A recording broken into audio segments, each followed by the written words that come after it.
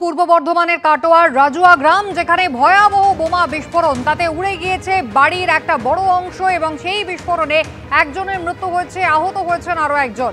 বিস্ফোরণের তীব্রতায় টিনের চাল উড়ে গিয়েছে, দেওয়াল ধসে পড়েছে। বোমা বাঁধা হচ্ছিল এই পরিত্যক্ত বাড়ির ভেতর এবং সেই সময় বিস্ফোরণ ঘটে, পুলিশের এমনটাই অনুমান। মৃত বরকত শেখ বীরভূমের নানুরের বাসিন্দা। বহিরাগত এনে বোমা বাঁধার কাজ চলছিল, এমনটাই এলাকাবাসীর দাবি। আমার পিছনে যে বাড়িটা তুমি দেখতে পাচ্ছ একেবারে কার্যত ধ্বংসস্তূপে পরিণত হয়েছে।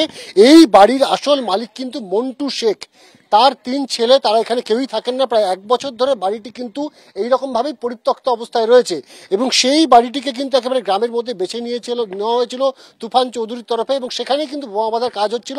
গতকাল সন্ধ্যে 8:30 নাগাদ বিস্ফোরণের ঘটনা ঘটে এবং এই মুহূর্তে যেটা জানা যাচ্ছে যে তুফান চৌধুরী একা নয়, এর পিছনে কিন্তু জঙ্গল শেখ বলে আরো একজন রয়েছে, যে কিনা এই এলাকার যে সমস্ত বালিঘাটগুলো রয়েছে সেই বালিঘাটে দখল নিতে চায় জঙ্গল শেখ এবং সেই জঙ্গল শেখের নেতৃত্বে বালিঘাটগুলো যাতে দখল নেওয়া সম্ভব হয় সে কারণেই কিন্তু তুফানকে কাজে লাগানো হয়েছিল এবং তুফানে কিন্তু বীরভূমের নানুর থেকে কিন্তু এখানে লোকজন জোগাড় করেছিল এবং এই ঘরে বসে কিন্তু সেখানে বোমা তৈরি করা হচ্ছিল, এমনটি কিন্তু প্রাথমিকভাবে পুলিশ জানতে পেরেছে। এবং ইতিমধ্যে গতকাল যখন এখানে ঘটনা ঘটে, গোটা এলাকা যখন পরপর 2টি বিস্ফোরণের আওয়াজে কেঁপে ওঠে, চারিদিকে কার্যত ধোঁয়ায় আচ্ছন্ন হয়ে যায়। স্থানীয় বাসিন্দাদের বক্তব্য যে এতটাই ধোঁয়া ছিল যে এবং তার সঙ্গে যে বিকট শব্দ, মানুষ ঘর থেকে বেরোতে ভয় পাচ্ছিল। প্রায় 1 থেকে 1.5 ঘন্টা পর যখন পুলিশ পৌঁছয় তখন মানুষ ধীরে ধীরে আসে এবং দেখতে পায় এই যে ঘরের সামনে, আমি ক্যামেরা পার্সন প্রবীর সামন্তকে দেখাতে বলবো, একটি ড্রাম রয়েছে, তেলের ড্রাম। সেই ড্রামের ওখানেই কিন্তু বরকত শেখ মৃত অবস্থায় পড়েছিল, এমনটাই কিন্তু প্রত্যক্ষদর্শীরা জানিয়েছে।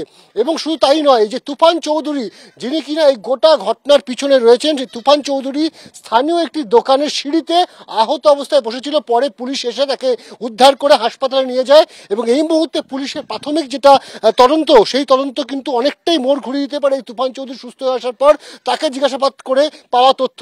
স্বাভাবিকভাবে এখনো পর্যন্ত পুলিশ যারা জানতে পেরেছে যে তুফান চৌধুরীর মাথার পিছনেও কিন্তু জঙ্গল শেখ বলে একজনের হাত রয়েছে, যে কিনা তুফান চৌধুরীকে সামনে রেখে স্থানীয় যে বালিঘাটগুলো রয়েছে সেই বালিঘাটগুলো দখল নেওয়ার জন্য কিন্তু মূলত এই বোমা বাঁধা সেই কাজ করছিল। এবং তোমাকে জানিয়ে রাখি যে এই তুফান চৌধুরী তিনি কিন্তু 10 দিন আগে তিনি জেল থেকে ছাড়া পান এবং ছিনতাইয়ের কেসে তিনি কিন্তু জেলে ছিলেন।